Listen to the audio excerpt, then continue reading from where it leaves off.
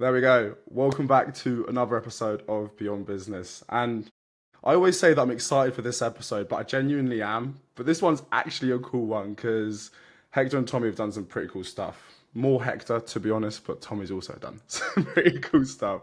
They have a company called Mera, which focuses on team building, right? But more importantly, hardships bringing out the best in people and crazy experiences also apply in the business world. So I'll let you boys take it away. Hector, you go first as you're the main man here. Yeah, so I started Mera about 2.5 years ago, and it's as with many businesses, it takes quite a lot of winding meanders to get where we are today. But it's all born out of the need for changing that horrible word that we call team building, because you think of team building, you think of like forced fun, going out and like having a ridiculous amount of drinks with your colleagues, and it just doesn't need to be like that.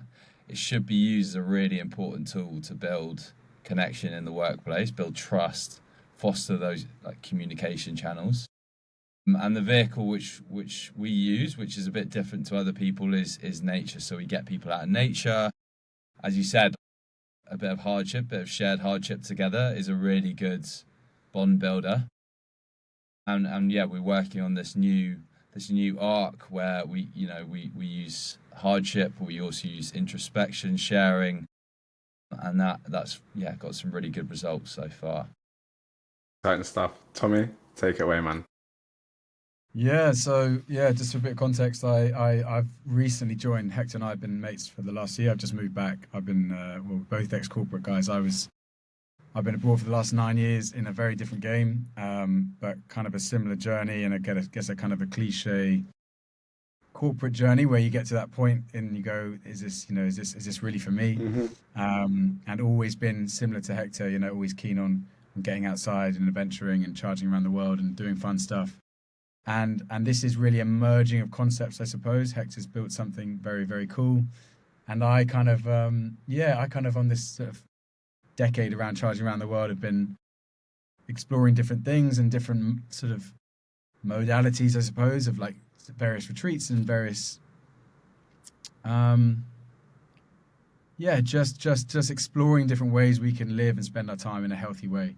I'm trying to explain it in a more sophisticated way, but that's essentially it. And what we're really trying to do when we're coming together is Hector, I guess, is more of the adventurer and nature side, and I've got a bit of a sort of softer angle on the psychology side of it.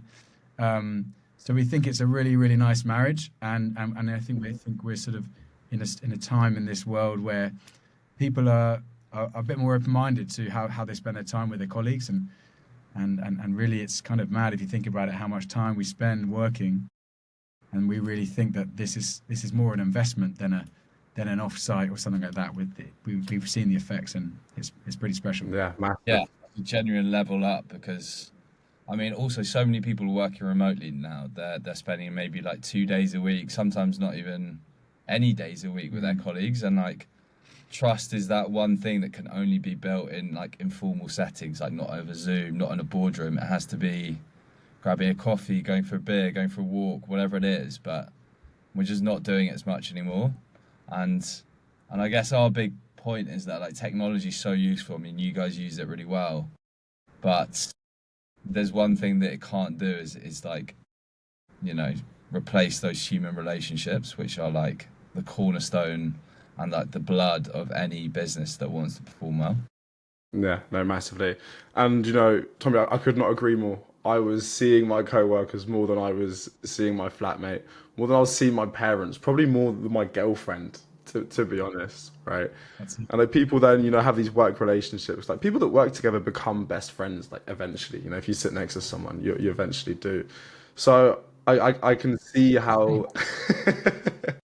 going canoeing or hiking up a mountain together and everyone's just breathing out their arse and they're struggling, you help them up. That builds more relationships.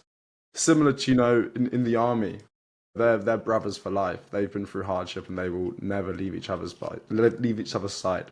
Tommy, one thing that I actually want to know before we move on to anything, you said you've been to a couple of retreats during your time away from the UK. What was the most powerful retreat you went on? There's a lot. There's a lot. There's a big library. I kind of went on this. a lot of it is on the more personal stuff. Sort of just working out what I want to do with my life, and how I want to be in the world, and without getting too far down that road. It was yeah, some have been quite extreme, which probably isn't really for the business context. But I think we're in a world where people are exploring these things. People are super open-minded.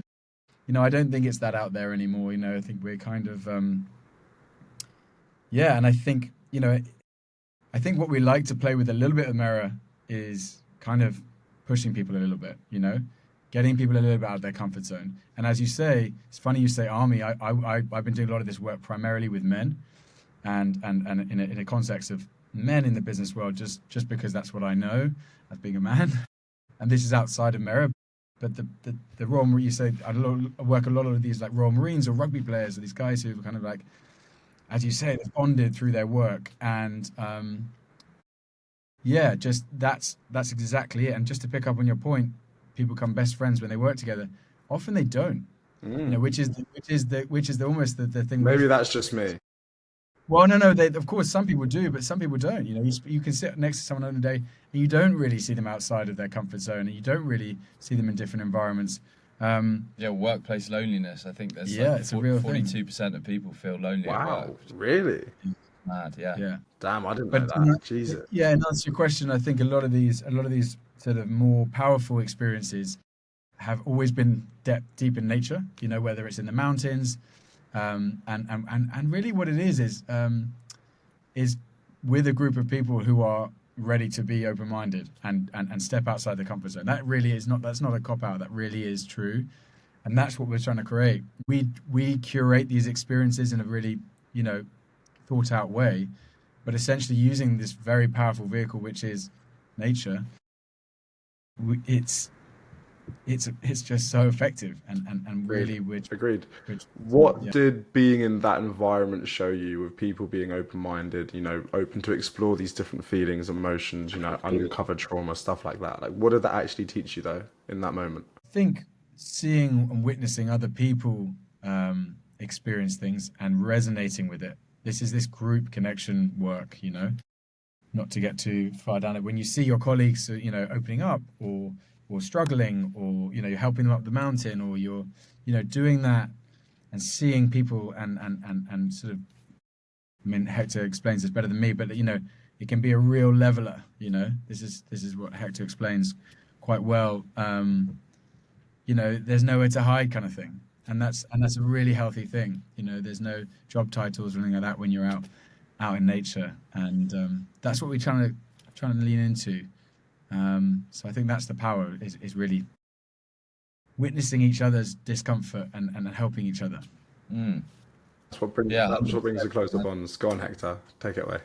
Yeah, I was just going to add to that. I think, we use nature as our playground, right? Because it is that amazing leveler. And then within that, we weave, obviously, some challenges, some tasks, get people to open up with the group, so you understand like that person's psyche a little bit better. So maybe when, you've got a project deadline coming up, or you're like staying late in the office, or it's an intense boardroom conversation, like how that person works, what their psyche is, the bit about their background, and then you're just going to work like way more effectively together.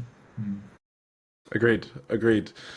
Then you can do things to each other's strengths and weaknesses. It makes a more well-oiled machine in a team, right? Yeah, Exactly, man. And that happened on one of our recent ones. There was a strength and weaknesses exercises, and you just don't find the time to do that when you're sitting in an office. You might carve out some time to do it in an afternoon in a boardroom, but like when you're doing it out in this like beautiful settings, and that's really what we try and do, is soften the edges, and bring in exercises and all sorts of challenges that really sort of, yeah, it opens up. It's hard to articulate, really, because so much of the benefits are sort of untangible. It's just you see them, but it's hard to sort of. Yeah. It's Yeah, hard to measure impact by numbers, essentially. it is, and yeah, that's a huge challenge of ours, is sort of selling how it's unique without, and I think our testimonials do the work there, really. yeah. Because it's a bit like, you coming off one of your retreats. It's like people come back and go like, wow, Yeah, changed my life. yeah, Yeah.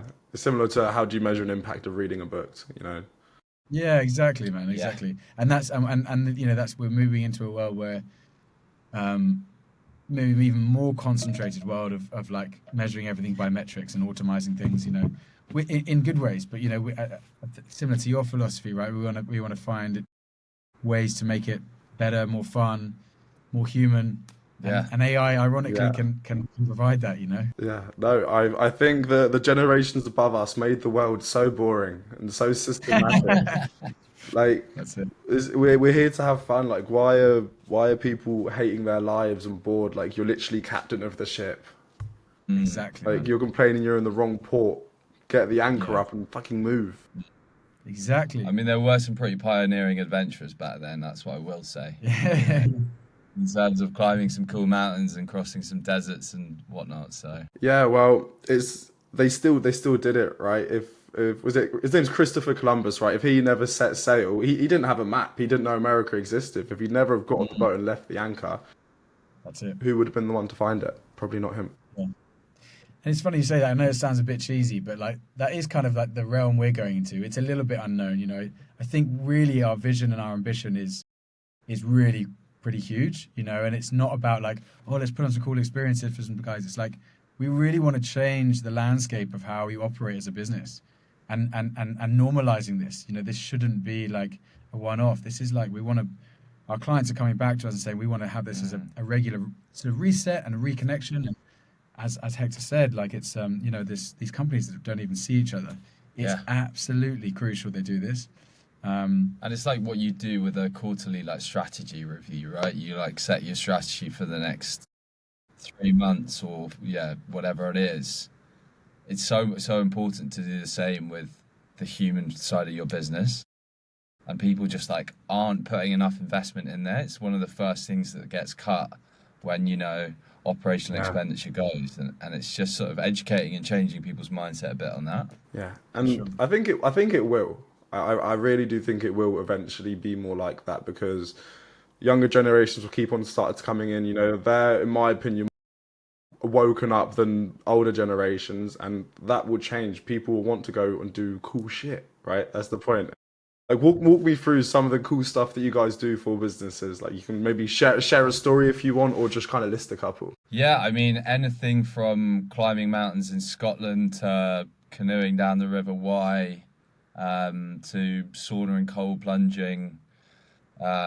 We've got like a list of amazing facilitators who come in and run some really cool workshops as well around like trust, communication, all the way to qigong, yoga, breath work. So yeah, there's a lot we can do, and it's all bespoke, so we can play around with it and try and make sure that it's completely matched to that business and what they kind of want to get out of it. Obviously, our like Mera methodology is like weaving in throughout the day, no matter what. But yeah, we've got quite a few different angles we can play with, and what we're really trying to celebrate are like UK national parks and green spaces because I am a big fan of our national parks, and I think they're pretty undervalued. I mean, sure, you go down to Brecon Beacons on a weekend, and it's pretty busy, but like there's so many different parts of it that a lot of folk, city folk especially, just don't appreciate. And even like closer to London or Bristol or like Birmingham, Hmm. there's so many like great little AOMBs or yeah, like nature reserves that you can tap into. Completely, Um, completely. Yeah, I'm in Reading, and if I do maybe a 25-minute bike ride, I can be in front of a waterfall. Yeah. No, they don't. But something you said, I 100% agree with, is that everything should be bespoke, tailored to a business's needs. yeah, In my opinion, like every business should be made like that. If you're doing something service based, I believe it should be bespoke. You know, because I don't believe that one shoe fits all. You know, system may fit all, but the system has to be acclimatized to that business, to their needs, to what they do. So, completely agree. But what I can imagine, and this is from having other podcast guests as well, and a lot of businesses aren't open to like more like holistic approaches or like nature approach. They want to, you know, they want numbers, they want something metrics measured, right? And stupid. I agree with you. Stupid. So like, what do you hear them say, and like, how do you want to change their mind and kind of show them the benefits? Yeah, I mean that is definitely one of our challenges. If we're open, it's communicating this. We kind of touched on it before. There are plenty of stats we can use. I think we kind of taking the approach where the work speaks for itself. So we're on a big push now, which we will do. We've only just come together, and the concept is evolving, and we've come up with what we think is a really cool methodology. And we're going like that, and the challenge at the moment, we've got lots of inbound stuff, and it's kind of it's kind of working out how we're gonna push it. But I think in a wider space, it's just educating people that it's not a cost, it's an investment. And I think a lot of old school companies, maybe in old school industries like insurance or real estate or finance, there's still some, let's say, like slightly old school people running them. But then why we're sort of targeting the sort of tech world, and there's a lot more open-mindedness in that. A lot of them are working remotely. They understand the importance of this. It's not just a tick box exercise. Like they're just a bit more open-minded and sort of new age thinking. I guess I think we're going to do a big push on marketing, in the next year or so. But really, I think it's very hard. I think really getting some beautiful imagery of the experiences we've done. We haven't had professional photographers and all this stuff, and we just think, God, if we'd had all that content, we could put it up there, and it'd be like, a drone wow. would be cool. A drone That's would be it. really cool. That's it, right? We have, and that's all this stuff. Obviously, everything's getting to that stage, but really, it's showcasing the scenery and the work and the testimonials are really what we're going to harness to get out there, because that's emotive. You see that and you go, wow, you feel it. We can go and say stats all day, but I think people are bored of that. And in the nature of what we're creating, we want it to be more kind of you feel and see it and you go, wow, okay, let's try that. But I think we're building a good momentum, and like I say, once people do it, they'll come back. We've had a pretty. I agree. What do you think? Like the biggest misunderstanding people have on what you do, and when you do pitch it to someone? Question.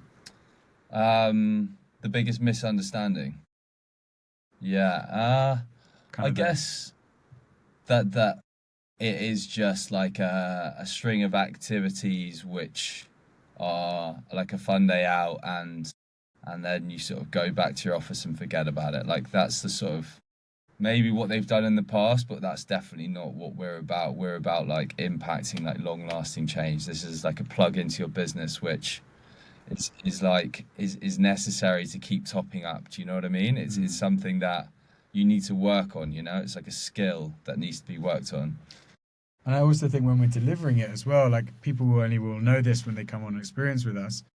But it's within the confounds, within the lines of being professional, it's quite relaxed. It's not this like we're here to deliver this mechanical thing. It's the guys that we speak to, we truly we like to work with companies that we want to work with as well. But really it's we share, when you share that culture and that excitement for this work, there's a real human connection there where we're like, this is really great. Like, wow, it gives you some energy and some hope for like how we can operate, and that's really the good stuff, and that's why these guys are really booking in for next year. The last guys we've been doing, they want more of it, and I think Hector kind of touched on that nicely, but it's not a one-off. We really want to be more of a new concept. That's why it's hard to articulate, because we haven't gone out there fully yet, but it's a new concept which we think should be a part of an ongoing. I like it in terms of like a quarterly retainer, something like that. The calendar gets booked 12 months in advance. Every quarter you do something, fill the calendar for the year, and we're making money all year. Am I along the right lines?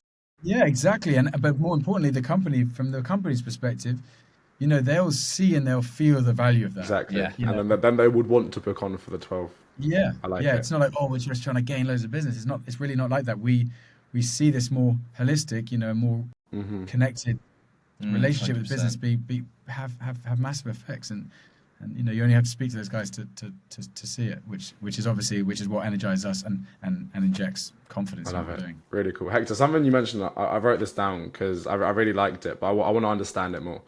You said what happens on the workshops or the expeditions, right, is a skill set that's built, which is then necessary to plug into the business, right? Which obviously you're very big on, right? What you learn out there in the woods, in the mountains, right, is a direct correlation that you can plug into a business. Can you explain that a bit in detail for me?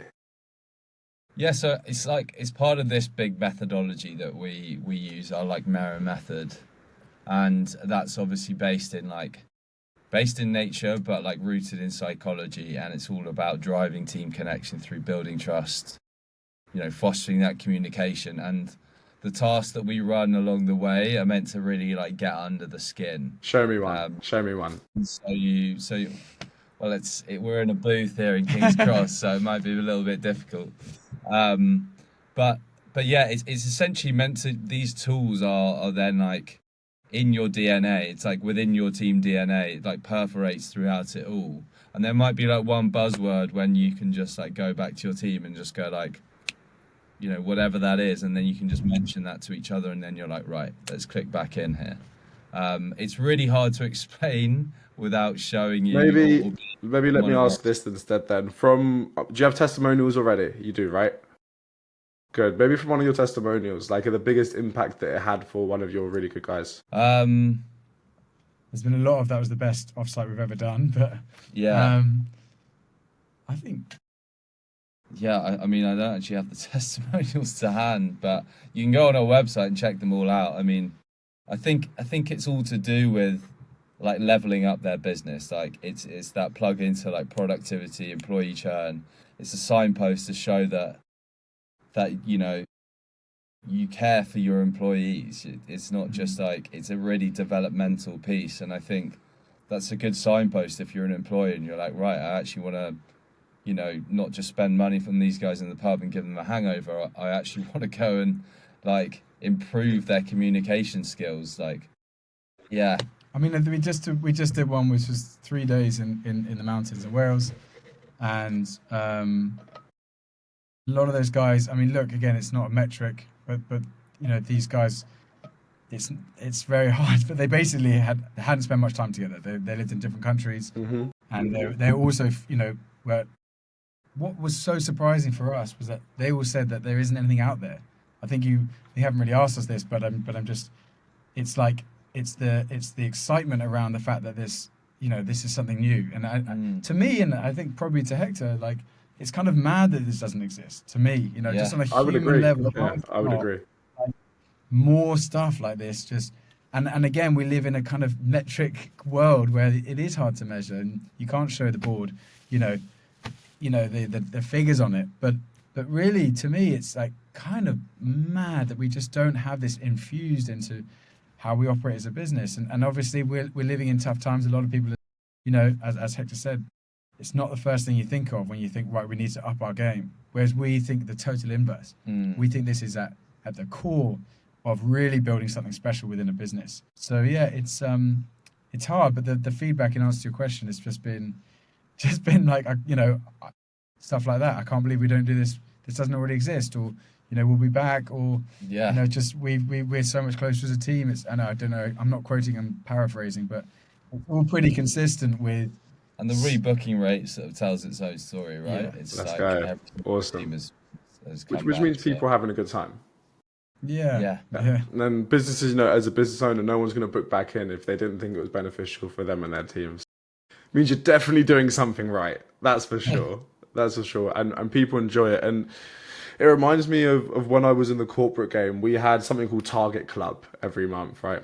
In the name, if you hit Target Club.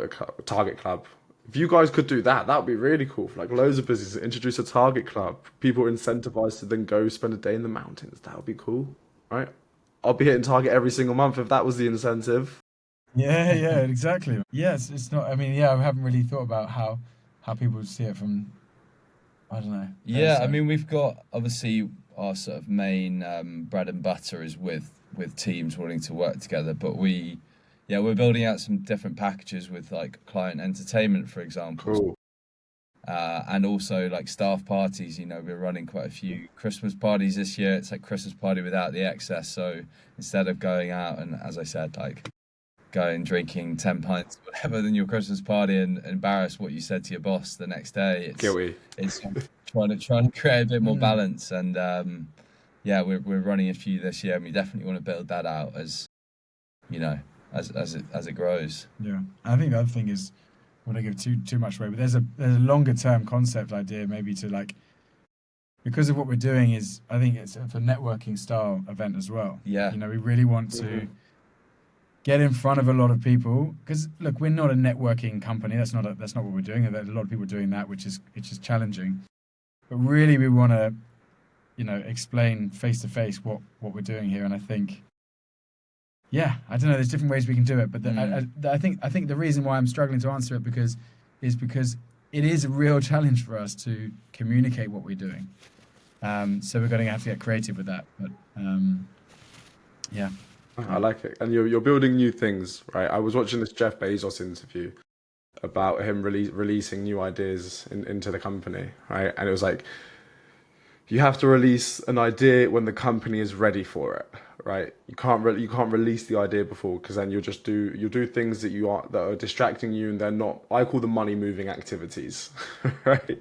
So you always want to do money moving activities all the time, or building a personal brand and speaking to people like this. But this is also money moving, because in the future I should hopefully make money from my personal brand, right?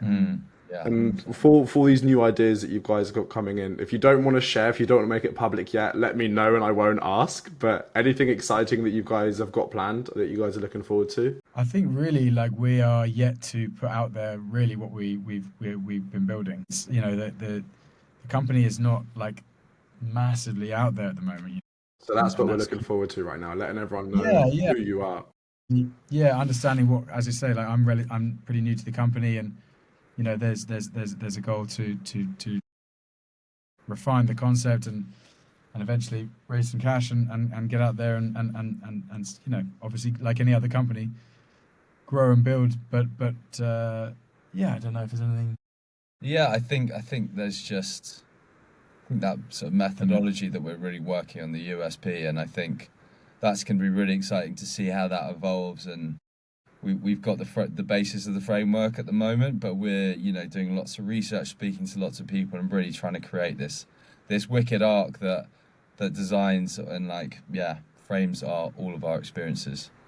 Yeah. Really cool, really cool. And I've got a leaving question. This is for both of you. Okay, I'll go. We'll do Hector first. Let's say everyone you've ever spoken to, every advice you've given to anyone disappeared. Any post you've ever made disappeared, right? And you were to meet 10-year-old version of you again, the version that you are now, and you're meeting 10-year-old version. But you can only tell him one sentence from all the knowledge that you have now. What would you tell him? Do it all again. You wouldn't know. So what knowledge would you give him? I would say that put yourself in difficult situations, hardship, and overcoming tough things has definitely shaped me. So I would say, yeah, I'd say that's probably my one bit of advice. Don't shy away from hard situations. Like it. Tommy? Yeah, man, I just thought it's a similar tune, really. Actually thought about this kind of thing before. And yeah, I think in terms of like at that stage, I'll tell him it's all going to be all right. But also, like, a bit of advice I would say to him would be, yeah, really similar to Hector, like lean into that discomfort,